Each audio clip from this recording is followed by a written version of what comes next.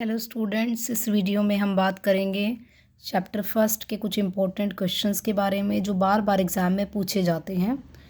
तो यहाँ पर क्वेश्चन है, आपको संतुलित रासायनिक समीकरण लिखना है।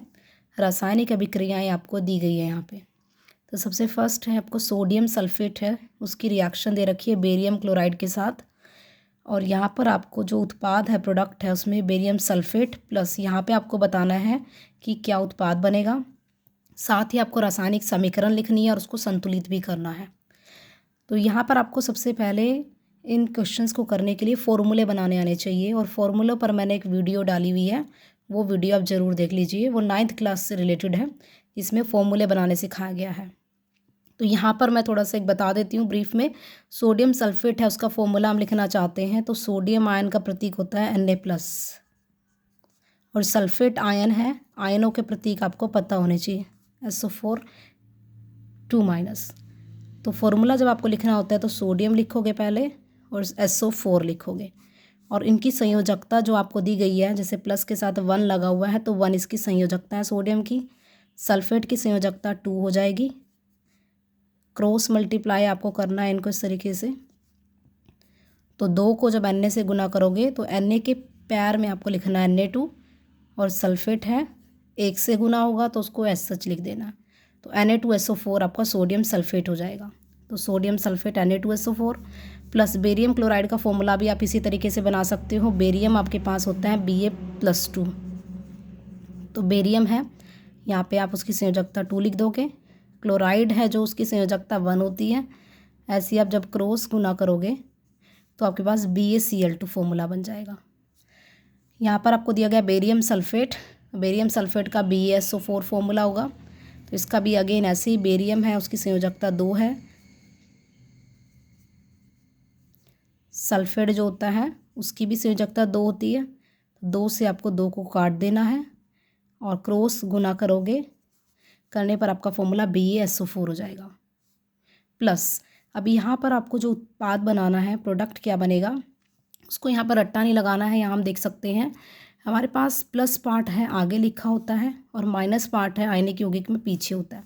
यहाँ पर भी बेरियम का प्लस पार्ट यहाँ पर है, माइनस पार्ट है आपका पीछे वाला है, क्लोराइड वाला है।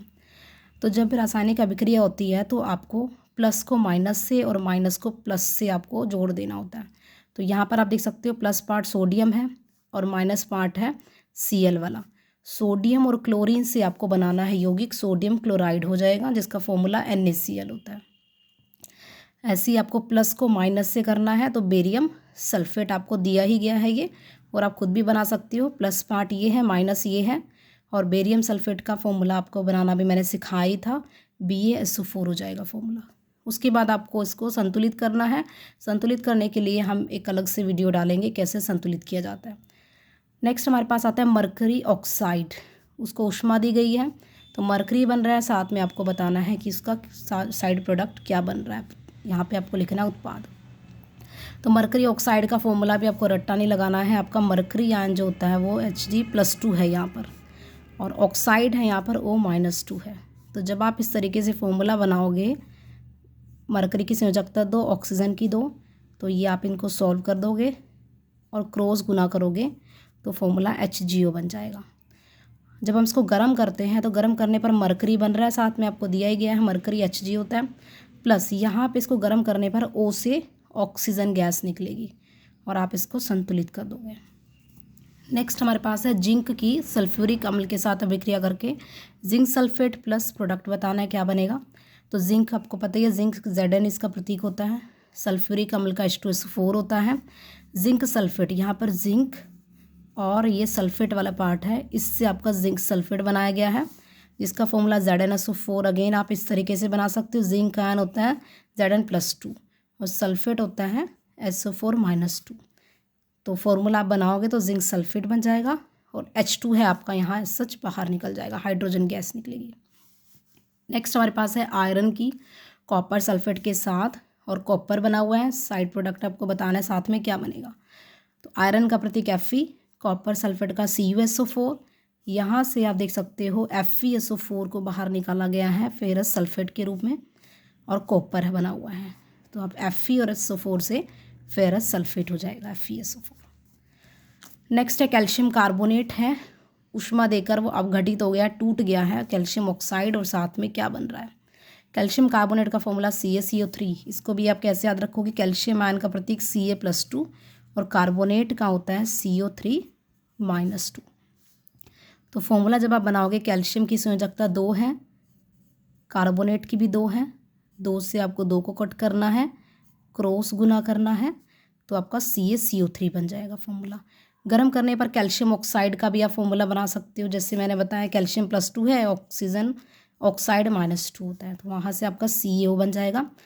प्लस यहाँ पे जब भी आपके पास कार्बोनेट होता है रिएक्टेंट की तरफ, गर्म करने पर हमेशा आपकी कार्बन डाइऑक्साइड गैस निकलती है। वैसे भी याद रख सकते हो CO3 था तो एक ऑक्सीजन आपका Ca के साथ चला गया CaO, और 2 ऑक्सीजन है CO2 के साथ कार्बन डाइऑक्साइड के रूप में बाहर निकल गए। नेक्स्ट हमारे पास है जिंक की सिल्वर नाइट्रेट के साथ जिंक नाइट्रेट प्लस प्रोडक्ट बताना है क्या बन रहा है। जिंक का प्रतीक Zn, सिल्वर नाइट्रेट का प्रतीक AgNO3 होता है। यहाँ से जिंक नाइट्रेट आपका बना हुआ है, यहाँ से याद रख सकते हो जिंक नाइट्रेट इस तरीके से बन रहा है और सिल्वर आपका बाहर निकल जाएगा। और जिंक नाइट्रेट का फॉर्मूला भी आप याद रख सकते हो कैसे आएगा, जिंक आयन होता है Zn+2 और नाइट्रेट NO3-1 होता है। तो जब आप फॉर्मूला बनाओगे ZnNO3 आपका ये फॉर्मूला बन जाएगा, जैसे मैंने ऊपर बताया था फॉर्मूला। नेक्स्ट हमारे पास है प्लास्टर ऑफ पेरिस प्लस, यहाँ पर आपको बताना है क्या हमारे पास अभिकारक रहेगा और जिप्सम बन रहा है यहाँ पे। प्लास्टर ऑफ पेरिस का फॉर्मूला CaSO4 × 1/2H2 होता है। उसमें जब हम जल के कण डालते हैं, 1.5 जल के कण डालेंगे तो आपका जिप्सम बनेगा, क्योंकि जिप्सम के फॉर्मूले में CaSO4 × 2 यहाँ पर जल के कण होते हैं, तो आधा ऑलरेडी था तो हमें 1.5 डालना पड़ेगा इसके अंदर, तो 1.5 और आधा आपका 2H2 हो जाएंगे इसमें। नेक्स्ट हमारे पास है हाइड्रोजन की क्लोरीन से अभिक्रिया करके क्या प्रोडक्ट बनेगा। हाइड्रोजन गैस का फॉर्मूला H2 होता है, क्लोरीन का Cl2 होता है, तो ये तो बहुत ईजी है, H2Cl2 HCl हाइड्रोक्लोरिक अम्ल बन जाएगा। नेक्स्ट है जिंक कार्बोनेट को गर्म करने पर जिंक ऑक्साइड, अभी मैंने आपको ऊपर बताया था कि अगर आपके अभिकारक में कार्बोनेट है तो हमेशा आपके प्रोडक्ट में, उत्पाद में कार्बन डाइऑक्साइड गैस निकलेगी, तो जिंक ऑक्साइड हो गया और कार्बन डाइऑक्साइड गैस निकलेगी। नेक्स्ट है मैग्नीशियम है प्लस, यहाँ पे मैं बताना अभिकारक क्या रहेगा, मैग्नीशियम क्लोराइड और हाइड्रोजन आपका निकल रहा है यहाँ पर। तो यहाँ पे मैग्नीशियम दिया गया था तो हमें यहाँ पर HCl डालना पड़ेगा, क्योंकि यहाँ पर हाइड्रोजन भी चाहिए मुझे और क्लोरीन भी चाहिए साथ में मैग्नीशियम के साथ, तो हमें इस तरीके का अभिकारक लेना पड़ेगा जिसमें हाइड्रोजन H का पार्ट भी हो और क्लोरीन का भी हो, वो HCl होगा। तो Mg और Cl मिलकर MgCl2 बना देंगे और H है H2 के रूप में बाहर निकल जाएगी। तो इस तरीके से हम रासायनिक समीकरण लिख सकते हैं। तो इस टॉपिक को करने के लिए आपको 9th क्लास के फॉर्मूले बनाने आने चाहिए। उसके लिए मैंने कुछ वीडियोस भी डाली हैं, उन वीडियोस को ज़रूर देखें जिसमें आयनों के प्रतीक याद रखने कैसे याद रखेंगे वो बताए गए हैं और फॉर्मूले कैसे बनाने हैं। वीडियो अच्छी लगे तो वीडियो को लाइक कीजिए, चैनल को सब्सक्राइब कीजिए। Thank you very much.